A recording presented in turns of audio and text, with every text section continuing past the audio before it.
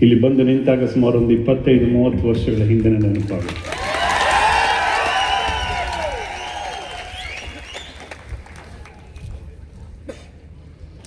ಅದೇನೋ ಸಂಬಂಧ ಈ ಜಾಗದ ಜೊತೆಗೆ.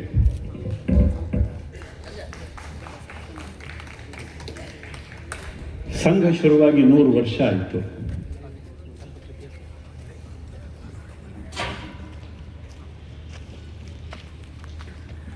ಅವತ್ತಿನ ದಿನ ನಾಗಪುರದ ಒಂದು ಗ್ರೌಂಡಲ್ಲಿ ಅದು ಶುರುವಾಯಿತು, ಮೈದಾನದಲ್ಲಿ ಶುರುವಾಯಿತು. ಯಾರೂ ಕೂಡ ಕಲ್ಪನೆ ಮಾಡಿದ್ದಿರಲಿಲ್ಲ.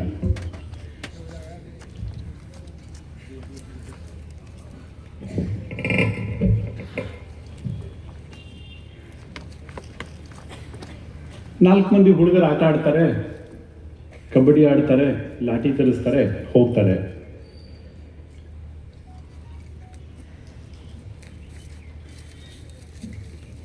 ಇದರ ಆ ಭವ್ಯ ಕನಸಿನ ಮುನ್ನೋಟ ಯಾರಿಗೂ ಕೂಡ ಇರಲಿಲ್ಲ. ಹುಡುಗರು ಆಟ ಆಡ್ಕೊಂಡು ಹೋಗ್ತಾರೆ ಅಂತ ಅನ್ಕೊಂಡಿದ್ರು. ಇವತ್ತು ಕೂಡ ಅದೇ ತರ ಅನ್ಕೊಂತೀವಿ ನಾವು. ದೊಡ್ಡ ಮನುಷ್ಯರು ಅಂತ ಅನ್ಕೊಂಡಿರೋರೆಲ್ಲ ಗ್ರೌಂಡಲ್ಲಿ ಆಟ ಆಡೋ 4 ಮಂದಿ ಹುಡುಗರನ್ನ ನೋಡಿ ಇದು ಇಷ್ಟೇನೆ ಅಂತ ಅನ್ಕೊಂಡ್ಬಿಡ್ತೀವಿ.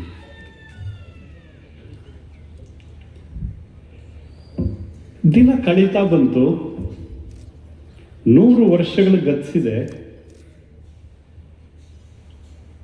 ಅವತ್ತಿನ ಸ್ಥಿತಿಗೂ ಇವತ್ತಿನ ಸ್ಥಿತಿಗೂ ಒಮ್ಮೆ ತುಲನೆ ಮಾಡಿದ್ರೆ ಒಳ್ಳೆಯದು. ಸ್ವಾತಂತ್ರ್ಯ ಸಂಗ್ರಾಮದ ಒಂದು ಅತ್ಯುನ್ನತ ಘಟ್ಟದಲ್ಲಿತ್ತು ಆ ಸಮಯ. ಬಹುತೇಕ ಜನ ಸ್ವಾತಂತ್ರ್ಯ ಹೋರಾಟದಲ್ಲಿ ಪಾಲ್ಗೊಂಡಿದ್ರು. ಡಾಕ್ಟರ್ ಹೆಡ್ಗೇವಾರ್ ಕೂಡ ಸ್ವಾತಂತ್ರ್ಯ ಹೋರಾಟಗಾರರೇ. ನಂತರದಲ್ಲಿ ಏನು ಅನಿಸ್ತೋ ಏನೋ, ಅದಕ್ಕಿಂತ ಹೊಸದಾಗಿ ಬೇರೇನೋ ಮಾಡಬೇಕು ಅಂತ ಅನಿಸ್ತು. 4 ಮಂದಿ ನಿಲ್ಲಿಸ್ಕೊಂಡು ಕರ್ಕೊಂಡು ಆಟ ಆಡ್ಲಿಕ್ಕೆ ಶುರು ಮಾಡಿದರು. ಇವತ್ತು ಇದು ಇಷ್ಟು ಹೆಮ್ಮರವಾಗಿ ಬೆಳೆದಿದೆ, ಜಗತ್ತು ಭಾರತವನ್ನು ಒಪ್ಕೊಳ್ಳೋ ಸ್ಥಿತಿಗೆ ತಂದು ನಿಲ್ಲಿಸಿದೆ. 4 ಮಂದಿ ಹುಡುಗರಿಂದ ಪ್ರಾರಂಭವಾಗಿರತಕ್ಕಂತಹ ಒಂದು ಸಂಘಟನೆ ಇವತ್ತು ಜಗತ್ತು ಭಾರತವತ್ತ ತಿರುಗಿ ನೋಡಬೇಕು, ಭಾರತವನ್ನ ತಲೆ ಎತ್ತಿ ನೋಡಬೇಕು, ಭಾರತವನ್ನ ಒಪ್ಕೋಬೇಕು ಅಂತಕ್ಕಂಥ ಸ್ಥಿತಿಗೆ ತಂದಿಟ್ಟಿದೆ.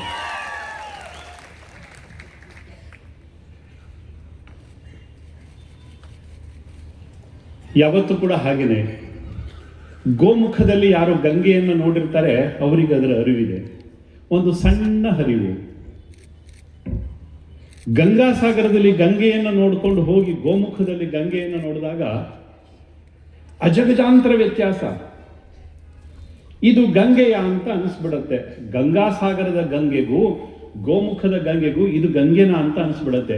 ತಿಳಿಯಾಗಿ ಹರಿತಾ ಇರತಕ್ಕಂಥ ಗಂಗೆ ಅಲ್ಲಿ ಭೋರ್ಗರಕದ ಗಂಗೆ. ಸಮುದ್ರಕ್ಕೆ ತನ್ನ ಹೆಸರನ್ನ ಇಟ್ಟಿರ್ತಕ್ಕಂಥ ಗಂಗೆ ಪ್ರಾರಂಭದಲ್ಲಿ ಒಂದು ಸಣ್ಣ ಜಲಧಾರೆ.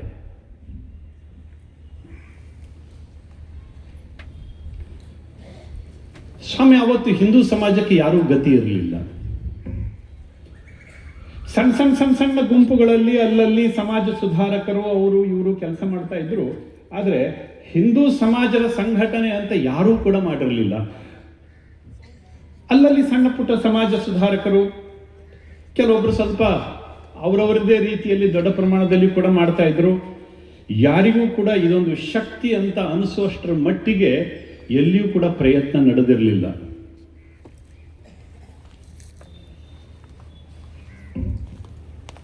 ಆದರೆ ಅವತ್ತು ಪ್ರಾರಂಭ ಆಗಿರತಕ್ಕಂಥ ಆ ಒಂದು ಚಿಕ್ಕ ಕಿರುಧಾರೆ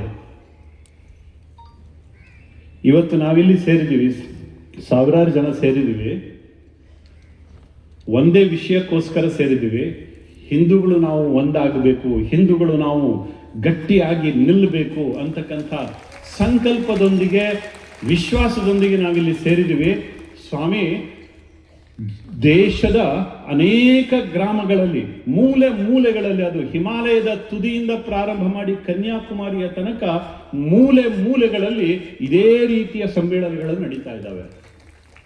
1 ವರ್ಷದ ತನಕ ನಡೆಯುತ್ತೆ. ಕೆಲವರಿಗೆ ಅನ್ಸ್ಬೋದು ಕೇವಲ 1000 ಜನ ಅಂತ. ಇಲ್ಲಿ ಕುಳಿತಿರ್ತಕ್ಕಂಥ ಒಬ್ಬೊಬ್ರು ಕೂಡ ಇತಿಹಾಸವನ್ನು ರಚನೆ ಮಾಡ್ತಾ ಇದ್ರಿ, ಗೊತ್ತಿರಲಿ. ಜಗತ್ತಿನಲ್ಲಿ ಹಿಂದುತ್ವದ ಕುರಿತಂತೆ, ಒಂದು ವಿಷಯದ ಕುರಿತಂತೆ, ಸಮಾಜದ ಉನ್ನತಿಗೆ ಕುರಿತಂತೆ, ಸಮಾಜದ ಬಗ್ಗೆ ಕಳಕಳಿಯನ್ನ ಇಟ್ಟುಕೊಂಡು ಸೇರಿರ್ತಕ್ಕಂಥ ಒಂದು ಸಮೂಹ ಇಷ್ಟೊಂದು ದೊಡ್ಡ ಸಂಖ್ಯೆಯಲ್ಲಿ ಸೇರುತ್ತೆ ಜಗತ್ತಿನಾದ್ಯಂತ. ಇದೊಂದು ಜಾಗತಿಕ ದಾಖಲೆ. ಆ ದಾಖಲೆಯನ್ನು ಬರೆಯೋದರಲ್ಲಿ ನಿಮ್ಮ ಪಾತ್ರವೂ ಇದೆ, ನಿಮ್ಮ ಸ್ಥಾನವೂ ಇದೆ. ಕೋಟ್ಯಂತರ ಜನ ಈ ತರ ಸಮ್ಮೇಳನಗಳಲ್ಲಿ ಭಾಗವಹಿಸ್ತಾ ಇದ್ದಾರೆ. ಅವ್ರದ್ದೆಲ್ಲರದ್ದು ಆಶಯ ಒಂದೇ: ಹಿಂದೂ ಸಮಾಜ ಒಂದಾಗಬೇಕು, ಹಿಂದೂ ಸಮಾಜ ಗಟ್ಟಿ ಆಗಬೇಕು, ಹಿಂದೂ ಸಮಾಜ ತಲೆ ಎತ್ತಿ ನಿಲ್ಲಬೇಕು ಅಂತ.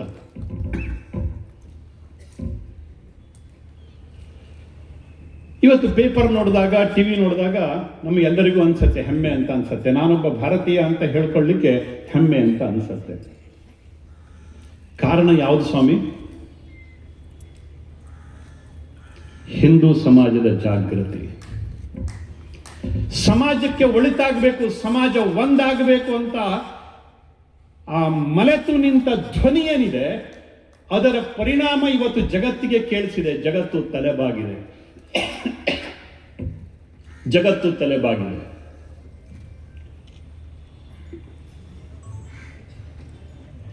ನಾವು ಏನೆಲ್ಲ ನಮ್ಮ ಸಂಪ್ರದಾಯದಲ್ಲಿ ಇಟ್ಕೊಂಡು ಬಂದಿದೀವೋ ಜಗತ್ತು ಅದನ್ನ ಒಪ್ಕೊಳ್ತಾ ಇದೆ. ಇವತ್ತು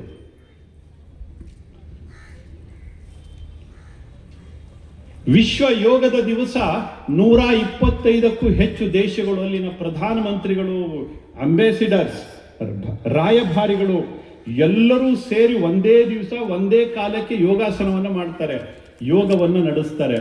ಮುಂಚೆ ಯೋಗಾಸನ ಅಂತಂದ್ರೆ ಇದೊಂದು ದೊಡ್ಡ ದೊಂಬರಾಟ ಅಂತ ಕರೀತಿದ್ರು ಜನ.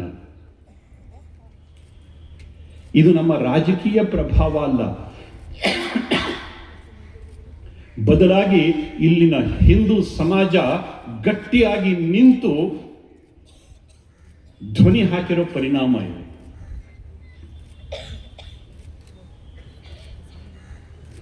ಆಯುರ್ವೇದ ಇವತ್ತು ಜಗತ್ತಿನ ಮೂಲೆ ಮೂಲೆಗಳಲ್ಲಿ ಹರಡ್ತಾ ಇದೆ, ಮೂಲೆ ಮೂಲೆಗಳಲ್ಲಿ ಹರಡ್ತಾ ಇದೆ. ಯಾರು main stream medical system, medical modality, ಇದನ್ನು ಅಲೋಪತಿ ಅಂತ ಕರೀತಾ ಇದ್ರು, ಅಂಥ ದಿಗ್ಗಜಗಳೆಲ್ಲರೂ ಕೂಡ ಇವತ್ತು ಆಯುರ್ವೇದವನ್ನು ಒಪ್ಕೊಳ್ಳಿಕ್ಕೆ ಶುರು ಮಾಡಿದ್ದಾರೆ.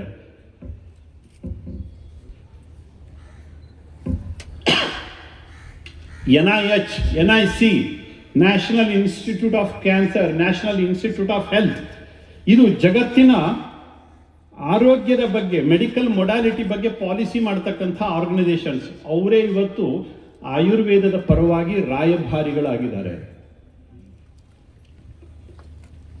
ಇದು ನಮ್ಮ ಮಾರ್ಕೆಟಿಂಗ್ ಗಿಮಿಕ್ಸ್ ಅಲ್ಲ ಕಣ್ರಿ, ಬದಲಾಗಿ ನಿಮ್ಮ ಹೃದಯದ ಧ್ವನಿ, ನಿಮ್ಮ ಹೃದಯದ ಧ್ವನಿ. ಎಲ್ಲ ಒಂದ್ ಕಡೆ ನಮ್ಮ ಅಂತರಾಳದ ಧ್ವನಿ ಹೇಳ್ತಾ ಇತ್ತಲ್ಲ, ಹಿಂದೂ ಸಮಾಜ ಒಂದಾಗಬೇಕು ಅಂತ. ಜಾತಿಯ ಅಪಸ್ವರಗಳು ಕೇಳ್ತಾ ಇರ್ತವೆ, ಭಾಷೆಯ ಅಪಸ್ವರಗಳು ಕೇಳ್ತಾ ಇರ್ತವೆ, ಯಾವುದೋ ಪಂಥ ಪಂಗಡ ಗುಂಪಿನ ಅಪಸ್ವರಗಳು ಕೇಳ್ತಾ ಇರ್ತವೆ. ಇದರ ಮಧ್ಯದಲ್ಲಿಯೂ ಕೂಡ ನಾನೊಬ್ಬ ಹಿಂದೂ ಅಂತಕ್ಕಂಥ ಒಂದು ಧ್ವನಿ ಎಲ್ಲೋ ಒಂದು ಕಡೆ ಚಿಮ್ತಾ ಇದೆಯಲ್ಲ, ಇದರ ಪರಿಣಾಮ ನಾವು ಇಟ್ಟ ಹೆಜ್ಜೆಗೆ ಜಗತ್ತು ನಮಸ್ಕಾರ ಮಾಡ್ತಾ ಇದೆ. ಬಿಹಾರದಲ್ಲಿ ಬುದ್ಧಗಯ ಇದೆ. ಬುದ್ಧಗಯಾದಲ್ಲಿ ಬುದ್ಧನ ದೇವಸ್ಥಾನ ಇದೆ ದೊಡ್ಡದು.